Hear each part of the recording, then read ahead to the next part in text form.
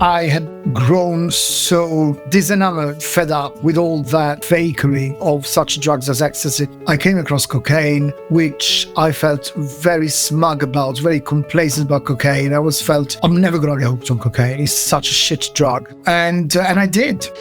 I couldn't look at myself in the mirror. I would have these fights with myself in the mirror, like proper split personality episodes, cussing and cursing and just really hating my own reflection in the mirror. Stop thinking that everything that comes out of your brain is the truth, because actually you will find further down the line that much of it isn't. Hello and welcome to 12 Steps and 12 Questions. My name is Silvio and I'm an addict. This pod is full of personal and inspirational stories of recovery from addiction. And in every episode I'll ask each guest the same 12 questions about their life, addiction and recovery. Quick warning, there will be some graphic descriptions and a healthy amount of swearing. For this episode, please welcome Fabrizio. Hi listeners, welcome to this new episode of 12 Steps and 12 Questions. Just a quick reminder, 12 Steps and 12 Questions is not substance or behavior specific, and I welcome all 12 steppers. And please rate and review the show, it really does help to spread the message. Enough of that, let's get to our guest for today. I'm so glad he's here. Fabrizio, would you like to introduce yourself? Hi, I'm Fabrizio and I'm an addict. And today I've been 1,500 days clean, which is about 4 years, 4 weeks and 4 days, I think. It's my, third time around. I came into recovery 25 years ago.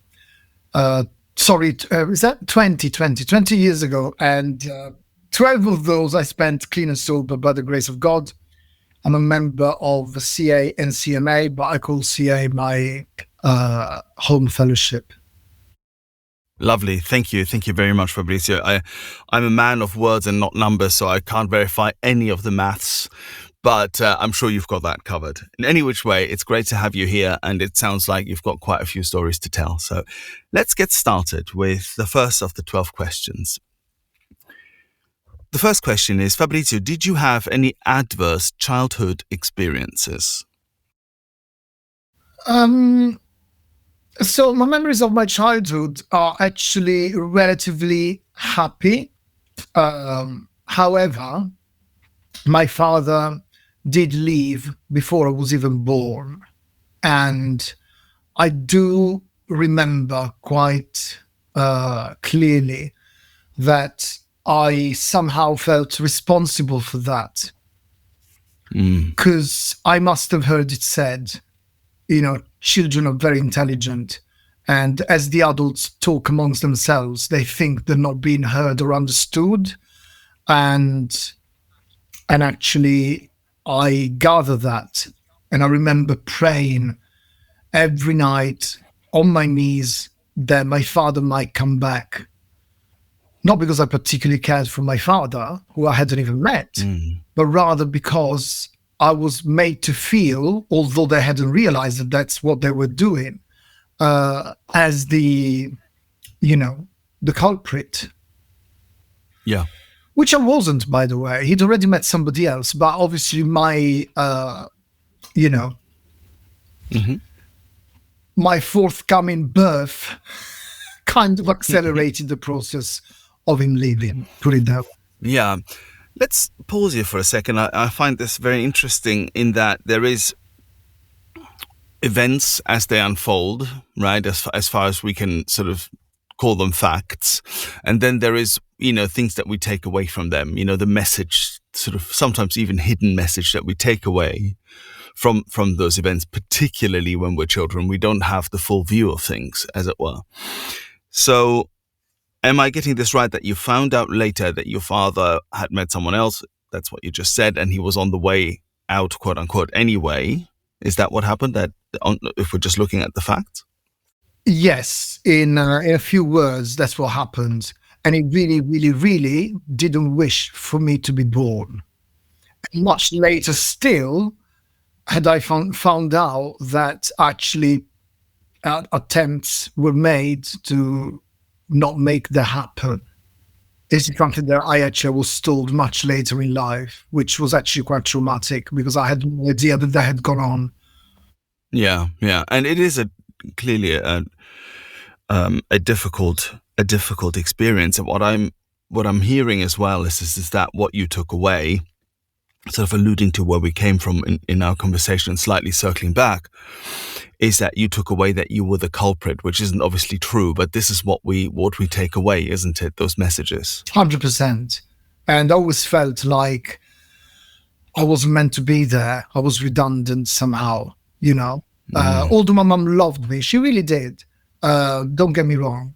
But perhaps because I had an elder sister, the two of them both being female, obviously there was more rapport, camaraderie. It was different. So I always felt a little bit like the odd one out, Do you know, this cuts a bit closer to the bone perhaps than I expected, in that my father was quite an absent father, only in that he worked, 2-3 jobs, and, was very much the sort of provider, very 1950 sort of a setup, if that makes sense. And my mother and my sister, I also have a sister who's older, would always talk amongst themselves. And I'd be sort of, I don't know, if my sister was maybe, 13, with sort of pubescent, and I was like 9, and I would get all these messages about what men do, what they're like, this, that, and the other. And I absorbed, unwillingly in a way, but I absorbed all of these messages, and they weren't exactly helpful in my journey to become a man, and how I related to my own being a man. And so I can really see and hear what you're saying, which is that there is the facts on the one hand, and then there's the message that we take away from those facts, and how those things that happen anyway in the household can really affect you deeply. Yeah, absolutely. And now, of course, the whole thing was exacerbated later during my puberty and my realization of being gay. And so that created yet an extra layer of separation, right? So, yeah. Do you want to talk to us a little bit about that, because I'm assuming that this must have been quite a difficult time for you. Oh, it was very difficult. I mean, we're talking about Rome in the 1980s, This is not London in 2025. No. Perhaps we should very quickly then circle back to Rome in the 1980s and talk about how, well, basically homophobic the place was. Oh, absolutely. I mean, I was picked on at school, and I never particularly in recovery. I actually considered many times how this being bullied is a bit dishonest, actually, because I bullied myself, and so I realized that in recovery, also doing step 4s and things like that. Yeah, So yes, I was bullied, and because I was different. Not necessarily because I was gay. I mean, I hadn't even come out. Obviously, I was 11 or 12, right?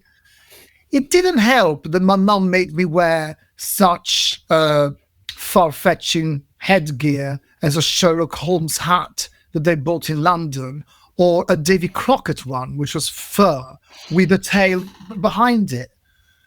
Like I didn't stand out enough. They got me to wear that sort of gear, Oh, dear. Yeah, absolutely. I mean, obviously, I remember Italy in the 1980s, and I do remember that it was a lovely place and loving place in many, many ways. But I also remember it being different. And particularly, I remember my father, for instance, if we're talking about this, he was extremely homophobic, and any idea that I happen not to be gay, but, that even if I even dared to look the other way would have been, oh my God, it was unthinkable, really. So, yeah. Yeah, I mean, it was a blessing in disguise that my father wasn't there, because it would have been way harder for me later on to come out or any of that. My mom, as a mother, she turned out to be actually unexpectedly understanding over the years. It was a very slow and gradual process, don't get me wrong, but nevertheless, she did a 180, which I'm very grateful for, and I really commend her for, actually, particularly given her background, which was very conservative, Catholic, and all the rest of it, So you can reason it yourself. So both my parents are Italian from the Molise region, which is the forgotten region of Italy, but I grew up as a boy. I grew up in Germany, and then we had the classic Italian diaspora story. You know, we had the entire family was in Italy, so we migrated back down to Italy for 6 weeks every year. Spend time there, and then we'd go back. And I was the classic kid who left, the third culture kid who was not Italian but not German either, and that hasn't really changed much. So I know the place well. All my relatives and the family dynamics and everything was very Italian. We spoke Italian in the house and all of that. So it was a loud household, doors banging, yelling, all of that. On the one hand, on the other hand, it just happened to be located in Germany. So Our question 2 is, what did the moment you first got hooked, the fun times, what did that look like? So here you are, you're this kid who has taken away this message from your childhood that somehow you're unwanted. You feel, and you are to a degree even objectively marginalized. And at some point, a behavior, a drug, alcohol, something comes into your life that leaves a lasting impact. The first times usually are quite good. That was at least my experience. It's not everybody's experience. But talk to us a little bit about that, about how you were introduced to things. So, as for many people, I started drinking rather than drugging. And I would have been about 15 or 16. And I can't say that they were great experiences. I've always drunk in a very kind of sad kind of way. I drank, I would get drunk and I would puke. I couldn't hold my drink. I would vomit every time. I would get really depressed. It never really helped, alcohol. And then I started smoking pot a few years later. So I would have been about 19 or 20, just after I finished school. And I guess that made the difference, actually. That's where I felt hooked, to be fair. I consumed alcohol in an abnormal way. I'm going to be honest. Right. So I suppose I was hooked on alcohol, absolutely. I mean, there were periods when I would get drunk 4 or 5 times a week. I would drink on my own. It was kind of an escape to change the way I felt. Absolutely, but I've never really enjoyed it. It's funny how we do this, right? That we would. I had a similar story with pot where I would continue. Between the ages of basically 15 and 20, I was stoned every single day. And I didn't like it much. Yes, okay, it was a bit giggly, and then but that was it. And then the rest of it made me. I always say this: it made me numb and dumb, right? It just kind of stunted me in some sort of way. But I kept going back to it because I had no other availability, and nothing else seemed to be available. Yeah. Does this sound familiar? To a degree. To a degree, it did numb me. So in Italy, we smoked hashish. So it's much more numbing. It's less psycho-effective, I suppose. Yeah, it was hash for us as well. Yeah, absolutely. But did that sound similar to your alcohol experience? No. I loved smoking pot. Compared to alcohol, I loved smoking pot. But you also drank. Okay. Yeah, because it made me not bothered. I wasn't bothered. So I didn't feel fear. I didn't feel shame. I didn't feel inadequate. So I could walk into a bar and just be there in the corner, giggling at, laughing at other people, what they were wearing or whatever it was. And so I wasn't concerned with what they might think of me. Because I never felt I fitted in. Even when I discovered the sort of gay nightlife in Rome, which was very limited, but, there was one. It was very much like, at least as far as I remember it, it was very much like either you were a fashionista or you were a body fascist. And I was neither. Well, I never felt I fitted in. I thought I'd found, I'd come home. And actually, I had very quickly the realization that even there, I was the odd one out. And so it wasn't until I actually moved to London a few years later, 1994, just over 30 years ago, that on the London scene, which was by far way more inclusive and diverse and eclectic and all the rest of it. That's when I really felt I'd arrived, actually. Because I never felt judged for my looks or for what I was wearing or anything like that. And the weed was much better, by the way. I loved smoking weed, especially the first, well, years really, but especially the first few weeks, stroke months, because obviously I hadn't made any friends and weed was my friend. And I was able to spend time in my little bedroom in Vauxhall, listening to my music, smoking pot, and I felt like some kind of, fledgling rock star in the making, So I'm in London, now look at me smoking pot, I felt, but I didn't last very long. So I was very against, by the way, I was very, very against Class A's.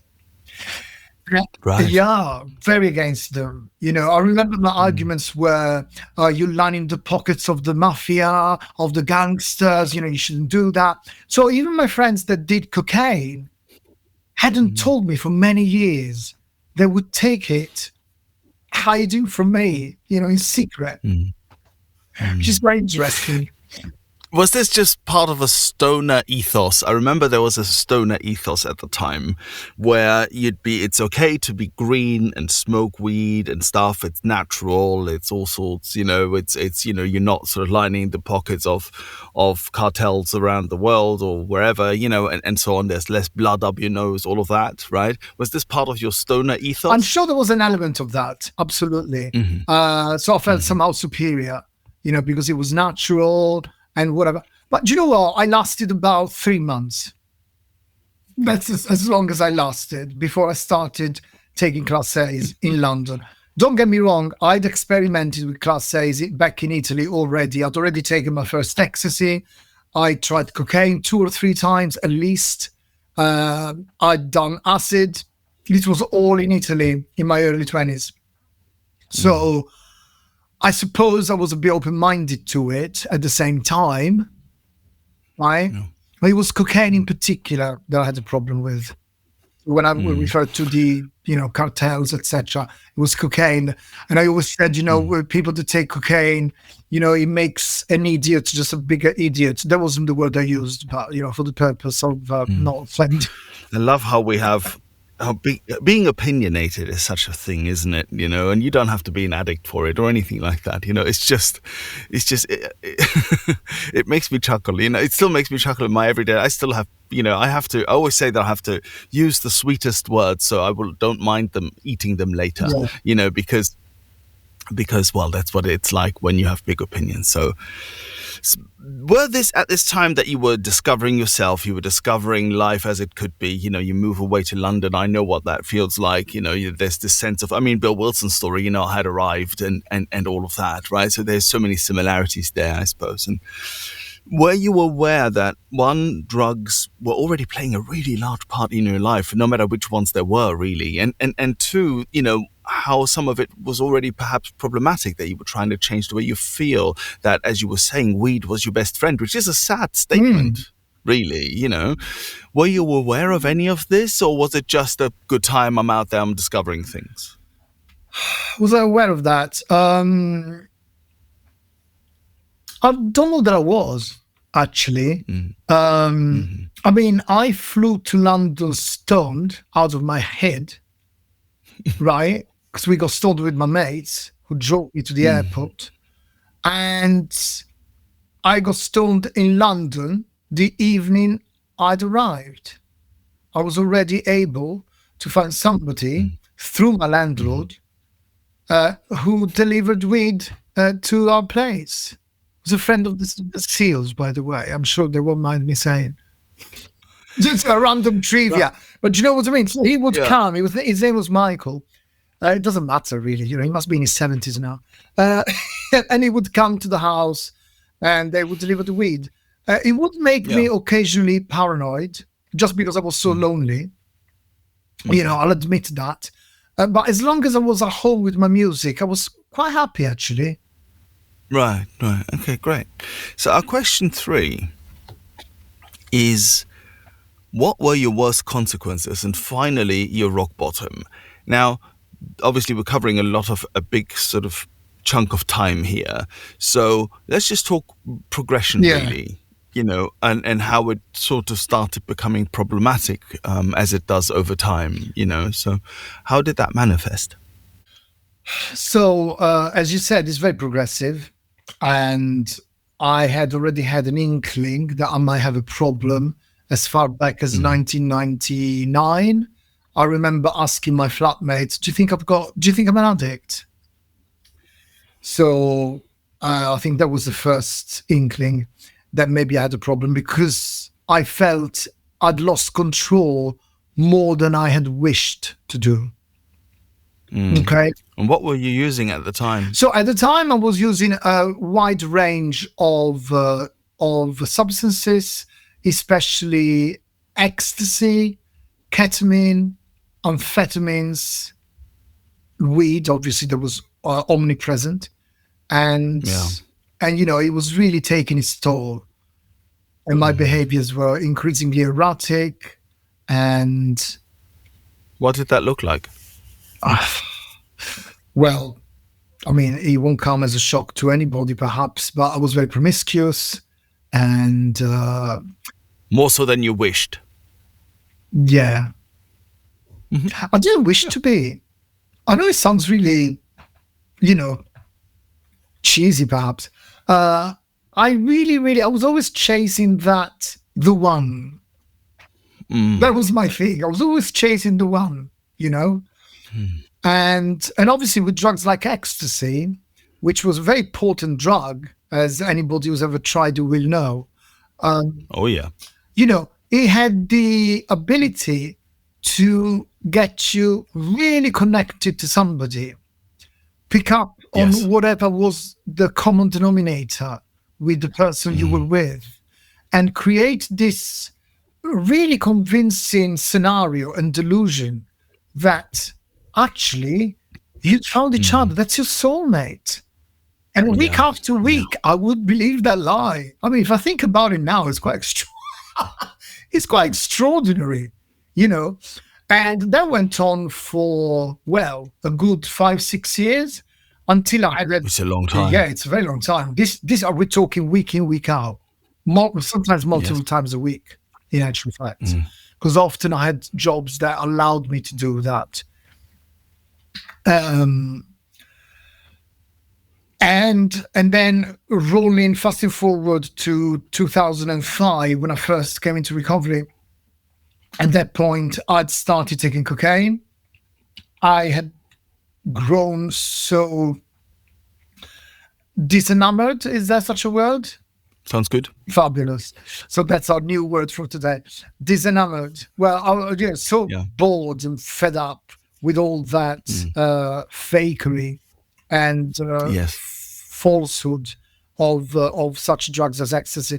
And meanwhile, I moved into my house, and I felt now I had to behave like an adult. I came across cocaine, which I felt very smug about, very complacent about cocaine. I always felt I'm never going to get hooked on cocaine. It's such a shit drug, pardon my French. And I did. And I thought that I'd arrived. Now I'm an adult. I'm 30, 31. I've got my own place. I can entertain my guests. We can take cocaine at home in my living room. And there was that. And that went on for 2 or 3 years, quite intense. Let's pause here for a second. There is not an unsurprising amount of similarities, but there is so many things there that I'd like to pick up on. Certainly, I went through a very long ecstasy phase. I went through promiscuity phase. I went through a phase where ecstasy created that particular bond with one person over an extended amount of time. And it was very confusing because, you have the special bond with that person, this, that, and the other. But then the moment, the drugs wear off and all the rest of it, it's not like we didn't have anything, but it was different and it was real and it was all sorts, and it's an extremely confusing time that I could not unpick and couldn't unpick for many years after. Actually took a little while, quite a long time really to do that. And then once I started using cocaine, it had a similar thing. I was under underestimating the power of cocaine because it didn't give me that extreme high that you get from amphetamines, the ecstasy in particular, right? On ecstasy, everything, your body, the breathing changes, everything is just so intense, right? And people will notice you're high. With cocaine, I thought, well, this is it's like a half ecstasy kind of a thing, you're feeling a bit up, but that's it. And I underestimated, just like you were saying, everything's a bit more bourgeois. People can come to the house. Everything's a little bit, less chaotic. And then you start thinking, oh, I can handle this. Yeah. But you can't. Completely what you said. Cocaine gave me that high, gave me that kind of drop of inhibitions, so I felt uninhibited, but there wasn't that overwhelming, loved up elation that was afforded by ecstasy. And so I felt, under the respect, much more in control. And also, for me, it was always very kind of mechanical. I, at that point, had so enough of, trying to get to know somebody, to no avail, to know there was nothing afterwards. At that point, I wished to not communicate to them anymore. If somebody got really chatty on cocaine, I would show them the door. I was not interested. So those kind of encounters became increasingly cold, actually, as far as I was concerned. But the control, I lost control more and more because I needed cocaine so badly that I was, willing and prepared to literally go to any lengths, and especially that I've learned in recovery to get it. And that was my first rock bottom when I realized, I was in a cab in the middle of the night with an address scribbled on a piece of paper, and I didn't know where I was going, who I was meeting. And I thought, this can't go on. This is just not okay, So that's when the real, I think, self-hatred started developing, and I was completely baffled. And I guess I had a moment of clarity. It wasn't sudden, though. It was not sudden. I called an ex of mine that had moved to Portsmouth, and he was in recovery. And I knew because he told me about it the year before. And I called him, actually convinced that I was calling him to find out how he was. And when he asked me how I was, I burst into tears unexpectedly. He said, "How are you?" Because the way he said it, "How are you?" And I just went, So he invited me over to Portsmouth. Excuse me. I went along, and he took me to my first 12-step meeting. Lovely. Let's pause there for a second.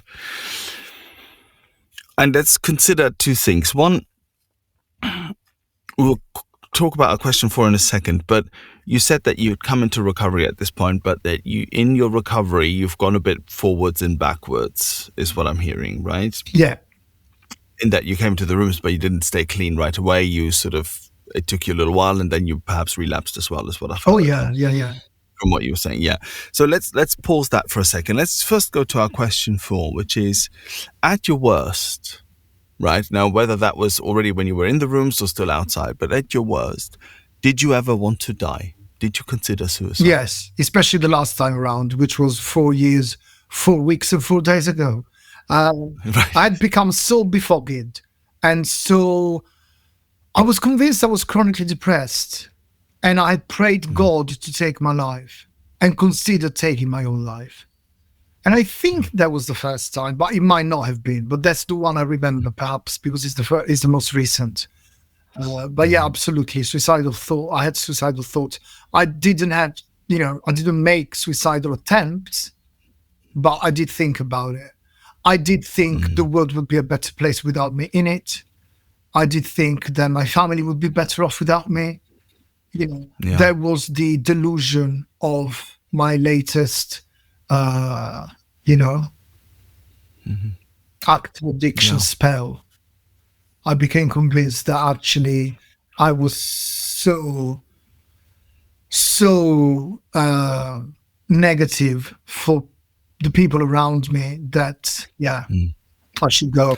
This intense self-loathing that addiction can produce it's very difficult to explain, I think, perhaps to people who've not experienced it. And I say this every time, or almost every time, but I will say it again, dear listener, if this is where you're at right now, if this sounds very familiar, if you're feeling these feelings, if you're thinking your family is going to be better off without you and all the rest of it, please seek help. There is help. It doesn't have to be this way. We talk about it because this is where our addiction takes us, but we don't stay there. Please do something about it. Help is available. The number of the National Suicide Prevention Helpline is in the show notes, and just speak up to anyone or anything. I would say don't believe the lies that your head tells you. Yeah. Stop thinking that everything that comes out of your brain is the truth, because actually you will find further down the line that much of it isn't. A lot of it is not, and it gets really dark. I couldn't look at myself in the mirror. I would have these fights with myself in the mirror, like proper split personality episodes, sort of cussing and cursing and just really hating my own reflection in the mirror. Yeah, I've had similar episodes, and it's very, very disturbing. Absolutely. Our question 5 is, what other methods did you try to get sober before finding the rooms? If you're enjoying this podcast and would like other addicts and alcoholics to hear it, then please make the pesky AIs and algorithms work their 12th step. Hit like and subscribe. I did try to get sober before finding the rooms. I especially remember it must have been around 2004, 2005, so literally a few months before finding the rooms. I did something called the Landmark Forum. Oh my God. I did the Landmark Forum. Yes. Okay. Right. Right. We need to explain this to the listeners very quickly. I'll try and have a go. A Landmark Forum, I don't know if it still exists or not, is a 2 or 3 day course, I think, one could say, where they aim to transform the lives of the participants who attend, basically. And it's a crash course, I think is fair to say, of life coaching techniques and that sort of thing, right? Something along those lines? Well, help me out. Yeah. I mean, as far as I remember, they kind of merged and used elements of modern psychology with elements of Oriental philosophy, Buddhism, and things like that. And the gist of it is that they encourage the participants to look at the traumatic experiences in their own life and realize that they belong to the time when they happened, and so to leave them there. Yeah. And actually, there is kind of an analogy, I find, in a way, with the 12 steps, in that you have to resolve those traumas, you have to resolve those resentments by ways of contacting the person that made you resentful or hurt you, you hurt them, and so on and so forth. So actually, under that respect, I've got kind of a fond memory, because it was the first step into, I think, adulthood, actually, and taking stock of what had been some of the traumas in my life that I'd never acknowledged before, never mind resolve. So, and then, I didn't continue the Landmark Forum for reasons that are not important. Yeah, just to finish painting the pictures of the Landmark Forum for those listeners who have not attended, the thing is that as opposed to the rooms, you're sitting there in a hall really with, 40, 50, 60, 80, 100 participants.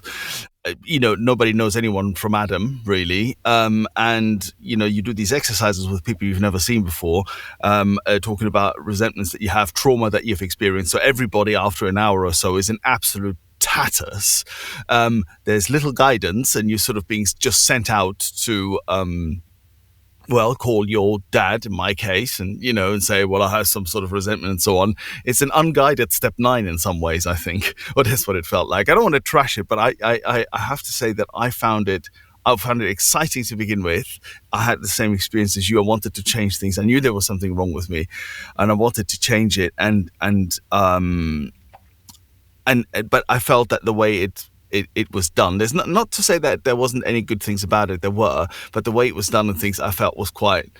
Well, it was very intense and all in a weekend type thing. No, you're quite right. I mean, describing it as a crash course is probably the very best description. It is a crash course. So with all that comes with it, there is no sufficient insight or preparation. Absolutely. But, as far as I was concerned, like I say, I've never done any such thing before. I mean, they do ask people to refrain from taking drugs for the entire long weekend or the duration of the course. And guess what? Of course, I smoked pot. I was always going to smoke pot, So, yeah. So there was that. And then 12 steps happened approximately a year later. Right. Okay. Did you try any moderation at all? No. I tried once. Literally, I tried once. And I lasted a month. And it was horrible. Yeah. For the entire month. This was about weed, by the way. I don't know if I was taking anything else that month. Probably was. But this was specifically about weed. And I managed to stay off weed for a month. And it was awful. Yeah. And also, there was moderation, albeit not decided by me when I worked for London Transport. So for a couple of years, I wasn't supposed to be taking drugs at all because they would, they would conduct random drug tests at the stations. And so again, I found a way around it. So what I did do, I stopped smoking weed after, a quick research that suggested that actually chemicals only stay in the body for a few hours and weed is the one that stay in the system the longest. So I thought in order to be safe, I'm going to have to stop smoking weed. But whenever I had a long weekend, I would go out raving. Right. And then became increasingly complacent over the course of the 2 years. And then when I was finally kicked out, not for drugs, ironically. They never found out that I took drugs, by the way. Right. And the first thing I did, I lit up a massive spliff. Yes. I was so resentful that I was made to not smoke weed, which is ridiculous because, nobody forced me. I applied for the job. I should have been grateful. That job allowed me to get my mortgage, by the way. But I only had resentment. Yeah, the lack of gratitude and finding resentments, which is the exact opposite of what we do in recovery, is striking. Absolutely. Yeah. Our question 6. Did you struggle with the word God when you came into recovery? I don't think I did. No, because even before recovery, I always fancied myself as a bit of a spiritual person. I had chanted before, I had my little Buddhist prayer books and things like that. I've done Buddhist meditation a number of times. So I wasn't completely adverse to the idea of spirituality.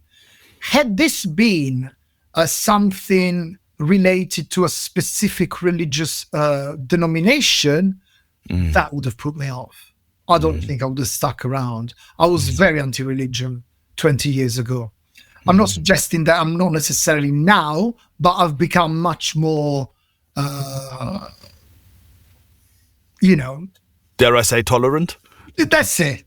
That's the word. Yes, I'm much more tolerant around. The unspeakable word. Yes, indeed. It's interesting, though, isn't it? Because when you come from I suppose our backgrounds are quite similar in that respect. So everything was, full of Catholicism and pictures of Jesus, Madonna, and everybody, and not the pop star, and all the rest. Yeah. lining the walls. Italy has all these. Now Rome, of course, slightly different place, of course, but still, that once a year, bones of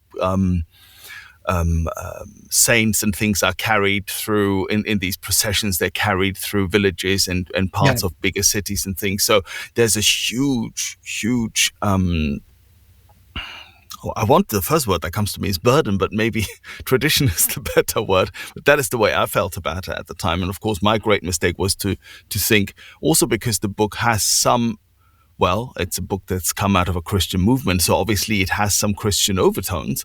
That rubbed me the wrong way, as I've said on here many times. And so because I felt that I had to find my mother's God, the Christian God, Jesus, really, you didn't have that. You were a bit more advanced than me, is what I'm hearing, because you had already sort of found some spirituality. So had I. But when I came into recovery, I thought I had to find that God. You didn't have that misunderstanding. No, I wouldn't say advanced. Maybe I was just lucky that I met people from, in my early recovery who really explained to me that, in particular, my ex, actually, I should give him credit. Adam, if you by any chance, maybe listening to this at one point, I've not spoken to him in years, unfortunately. I'm very grateful to Adam. And Adam was one of those people that reassured me, because he really wanted to sell it to me, bless him. So you can use your own conception of God. It can be a double-decker bus. Well, no, forget that. It can be a double-decker bus. I say, it's not going to be a double-decker bus. What are you talking about? But, that kind of brought it home for me. The idea that I could, in fact, build a bespoke idea of God for myself. And later still in recovery, a few years down the line, also somebody mentioning the acronym Good Orderly Direction, which really appeals to me. And I often use with my sponsees in case they're struggling around the concept of a deity, of a God. Just think of a good orderly direction, which is exactly what was lacking in my life. There was no goodness, there was no order, and there certainly was no direction.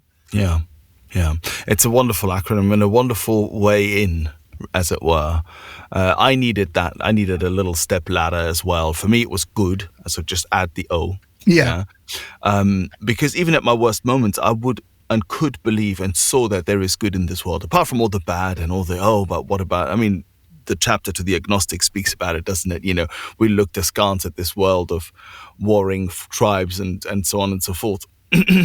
And that is exactly the way I felt about it. But even with that, I would always see that there is good in this world. And that was my little step ladder, if you will, to sort of find my way towards a higher power, really. So, wonderful. Thank you. Thank you for sharing that, Fabrizio.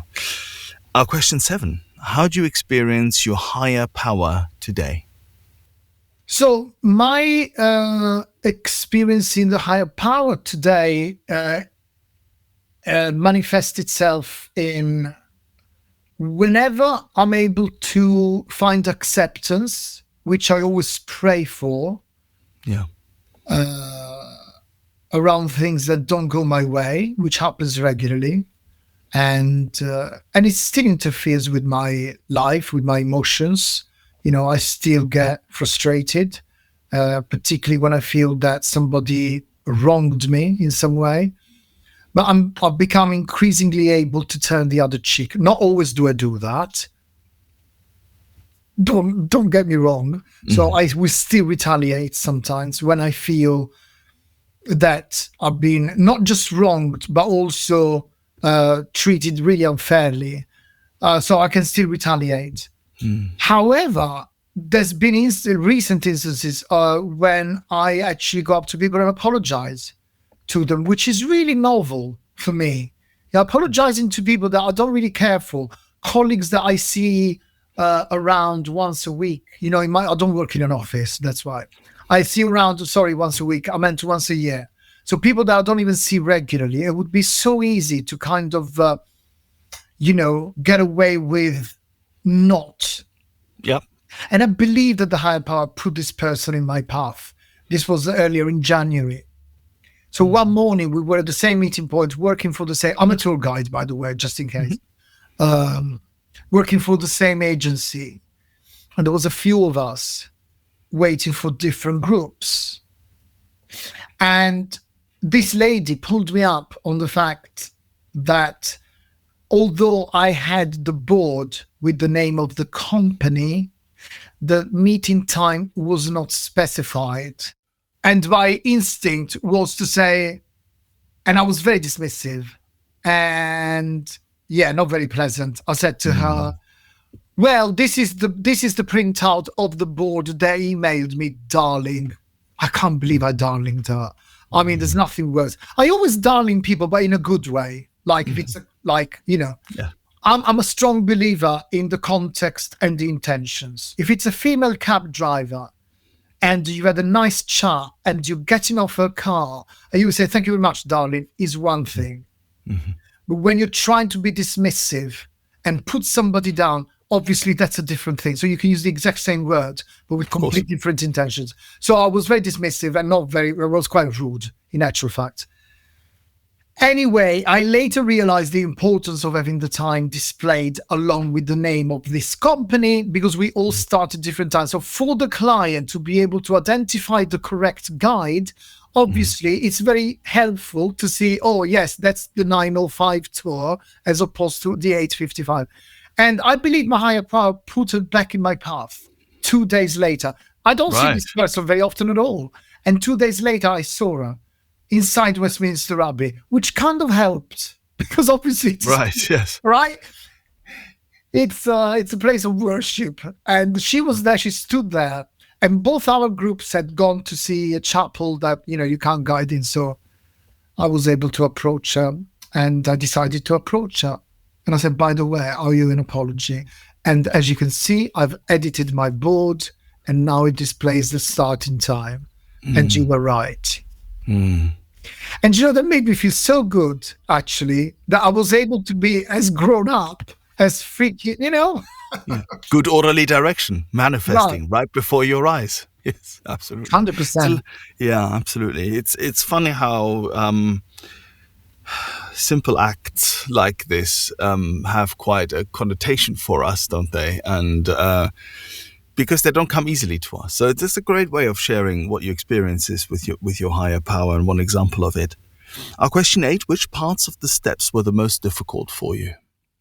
Well, first of all, there's a few in reality. I think step 3, handing over. The handing over is something I still struggle around it today, because I keep multiple times a day, I keep trying to take my will back. Yes. And follow my urges and my instinct and my wants. And so I have to constantly hand it back over when I'm lucky. Not always do I succeed, by the way. Make no mistake. I'm trying to be brutally honest here. We don't become perfect people in recovery, but we strive for being decent, half decent. That's what I always say, half decent human beings. Which sounds like a low bar, but it really isn't. It isn't, exactly. No, I hear that. It's a very high bar if I look back at 4 years ago. So step 3, then? Then definitely step 4, seeing my part in things. It's brutal. Initially I thought, oh, that's great. Yeah, he did that and she said that and they. So now looking, what do you mean looking about? What are you talking about? Yeah. They found me. They wronged me. What's my part? I couldn't believe that I played a part in each of these resentments. And actually, this time around, like I said, I had several recoveries, we go into it a bit more later if we got the opportunity. This time around, somebody told me, Fabrizio, there are some resentments where actually we did play no part. He said, I was abused as a child. What part did I play? I played no part, right? Yeah. I was vulnerable. I was taken advantage of. My part, I identified, was hanging on to that resentment for 30 years. So we always played a part. It might not be contemporary to the resentment, but we always play a part. Be it small, be it major, and that's the point of the step to look at your part, however small it might be. And obviously the amends. Actually, the amends somehow they weren't as difficult as other things, other aspects. I mean, they are difficult. The amend is easier said than done. Actually, no, sorry, it's easier done than said. So the thought of the amend kind of cripples me. But actually, when I make the amend, somehow it's always been easier than I anticipated. Plucking up courage to do amends is a big deal, you know. And then it's one thing talking about it with your sponsor and making a list and things, you know, but then making that call, right, and then sitting opposite that person, you know. But it is an extremely powerful and freeing thing to do, of course, and that's why they're there. Yeah. And the legal amend is not difficult per se, but it's something that I'm acutely aware of. I know that whatever I might have said as a way of an amend to somebody would have been completely pointless had it not been followed by appropriate actions and behaviors after. And so, 4 years down the line, I've regained the respect and the affection of my family.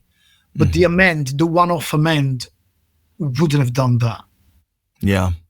It's true, isn't it, that an amend in and of itself, just first and foremost, doesn't necessarily clear the whole thing, you know, unless you stay sober and, you know, you become what you just coined a wonderful term of being a half-decent human being. And people can see that there has been a change in you, that you have become someone else, and that you have got rid of these terrible qualities that, you know, have led you to becoming an addict and then were sort of powered by, you know, your addiction. I don't think that the amend itself really, unless followed by this action, necessarily makes all that much difference. That's quite true. Yeah, you become present, you become accountable. They can see that you're consistent, you're not erratic anymore. I was a loose cannon. And then I was surprised when people felt apprehensive about my going over to Italy for my mum's 80th. Of course they were. No, I expected the red carpet. Completely oblivious to what I had done and said the time before. Kicking up, fights and, just really being really an angry person. And, people remember. And they will consider you somebody not to be trusted, somebody unpredictable, a loose cannon, as I said, So it takes a long time to suture? Yeah, why not? Suture the wounds? Yeah, to suture the wounds and to amend literally what you've done in the past. Because they won't just buy it just because you said it. Oh, I'm all right now. I'm in recovery. I've not used for a number of months or whatever. Good for you.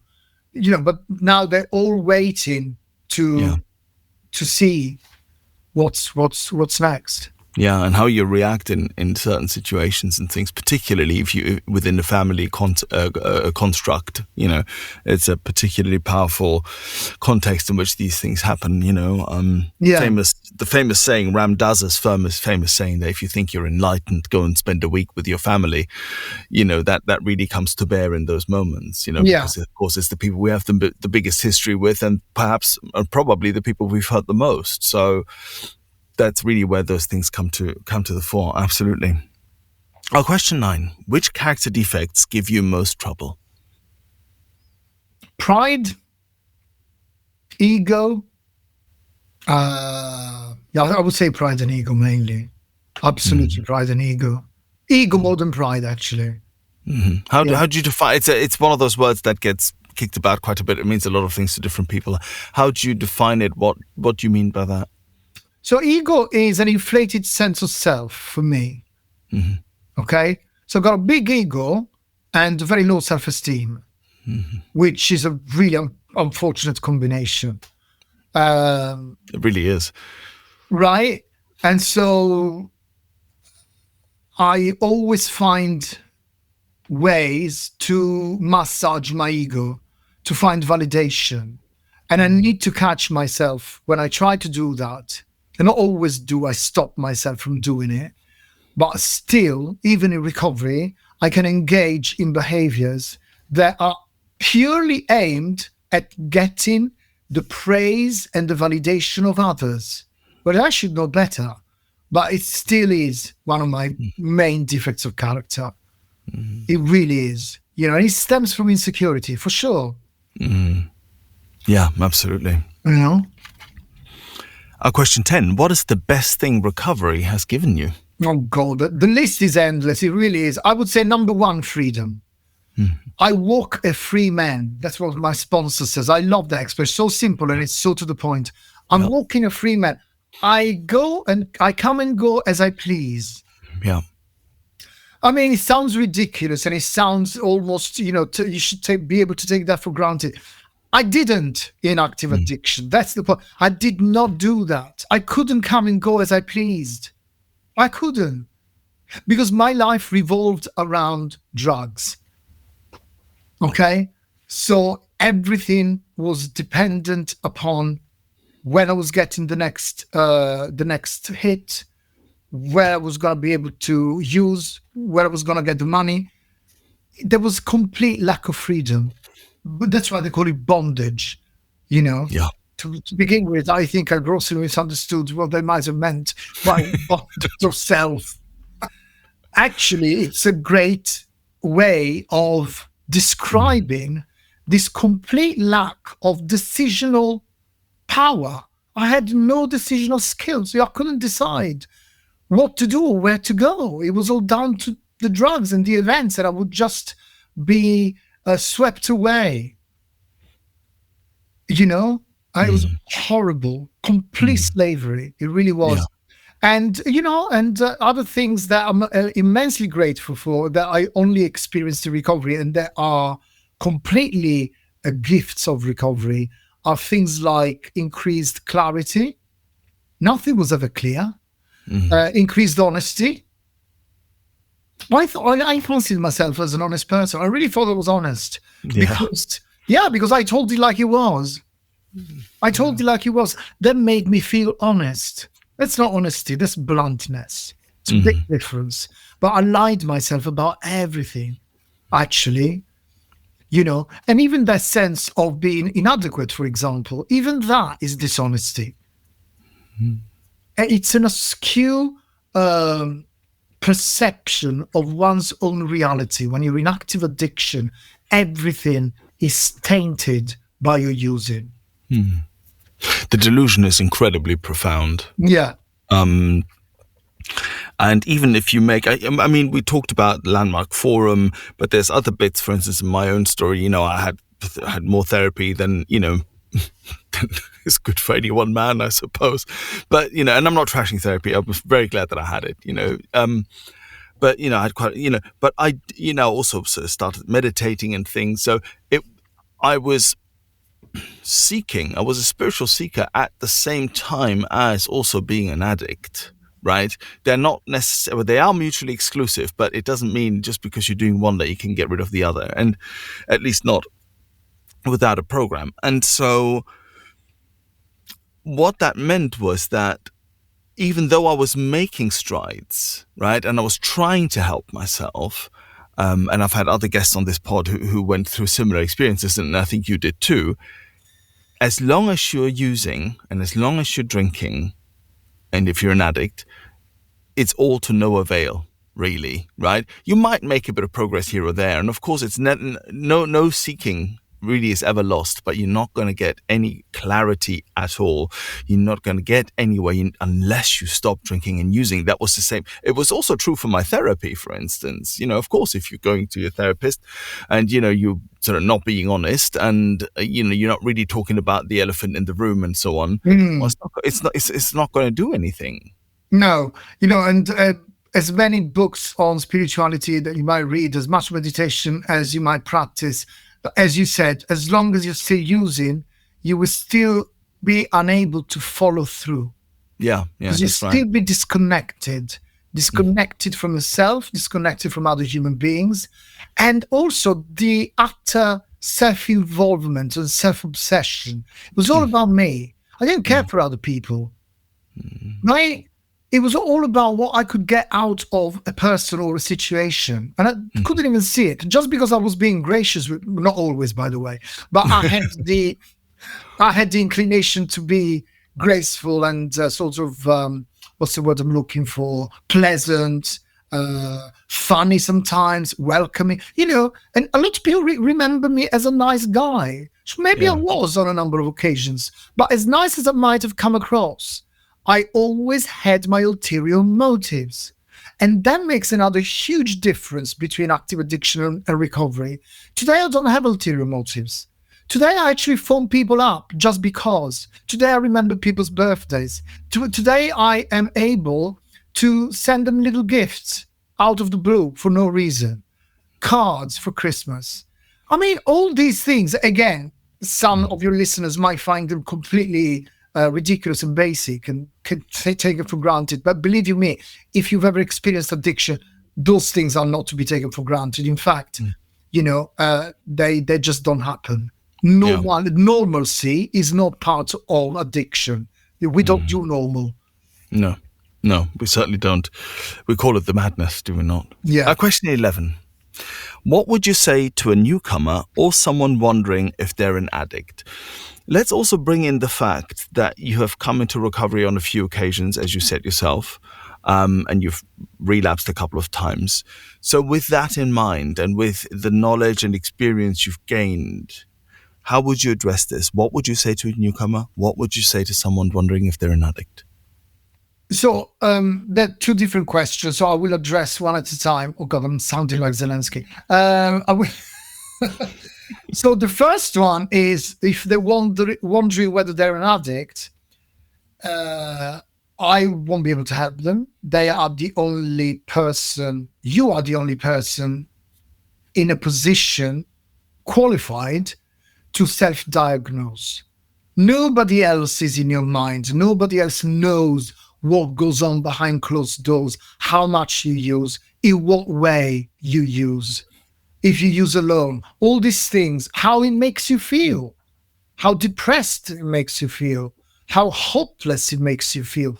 I don't know these things. So I would have to ask so many questions before I come to any kind of conclusion, but I'm not an expert. I can only be an expert of my own experience or my own addiction. So if you're wondering whether you're an addict, that's why sometimes they give you that questionnaire with 20 questions or however many, right? Because it does help, actually, So yes, I use on my own. Yeah, of course I use on my own. Hello. Sometimes I prefer to use on my own, not having to deal with people, because I was so shut off. And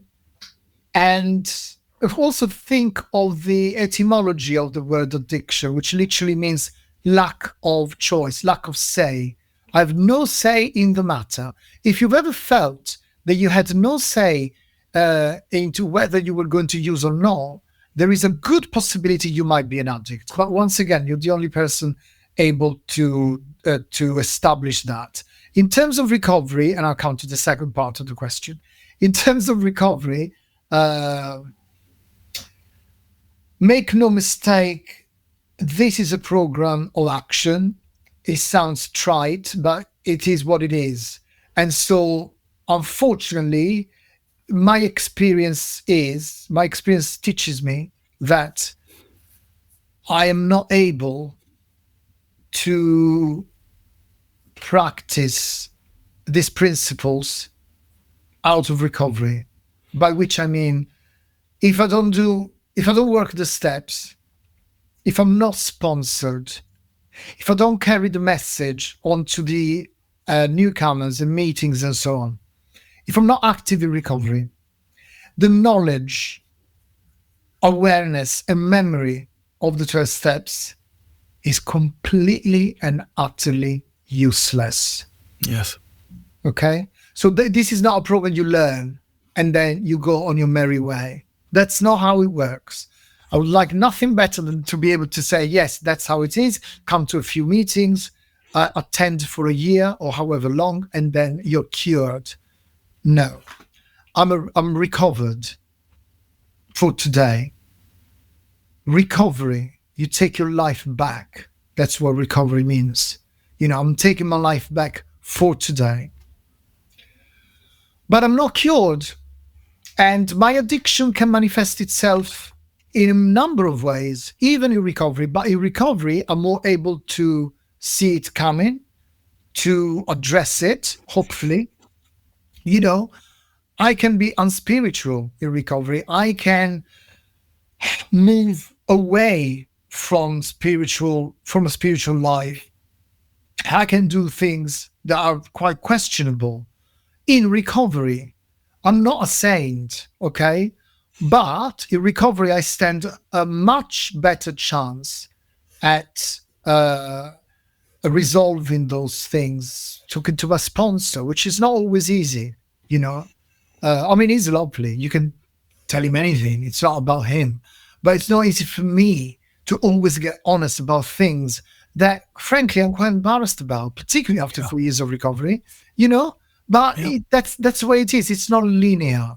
So don't expect things to just go perfect once there's nothing to get permanently.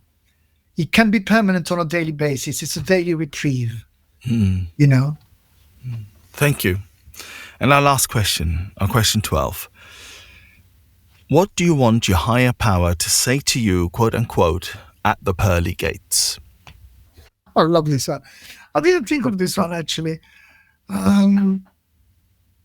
He's probably going to say something on the lines of, "Oh, you're quite the character, aren't you?" You know? I'm really dearly hoping he might say something way more original. And if he's a higher power, I'm sure he's going to come up with something way better than that. Yeah. But I'm very worried that he might just say something like, "You were quite the character, weren't you?" You being quite the character has made this a really, really wonderful conversation. I could keep chatting to you all day long. I have to say that the way we interact and the Italianness of some of this, has sort of led me to be a bit louder, I suppose, and interrupt a bit more than I usually would. But, these things roll the way they do, and that's great, I ask this to everyone whose first language is not English, whether they have interacted with recovery, the 12 steps, and the book in their first language, so in Italian. Have you or not at all? No, actually, I had a sponsee recently who lives in London, by the way, but his English is not really up to scratch. The big book can be quite complex, never mind that it was written in America in the 1930s. So we did try to find an Italian version of the AA book, but it looks like it's quite difficult to get hold of, by the way. Right. Now, as far as I'm concerned, I always done it in English. Right. But I've got to be very honest. At the beginning, there were things that I just went along with. Do you know what I mean? I didn't fully understand everything. I mean, even now, now I understand all the wording.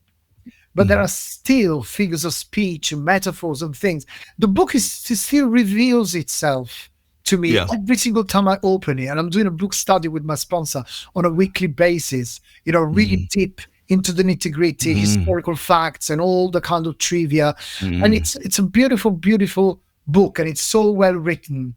I love the imagery, things like the impending sense of calamity. That's exactly how I felt throughout the last few years of my active addiction. This impending sense of calamity, that something really bad was about to happen. And I was so fortunate to be able to drag myself back into recovery, because my last relapse was 5 years long, nearly. Right. So it's progressive. The first relapse was a one-off.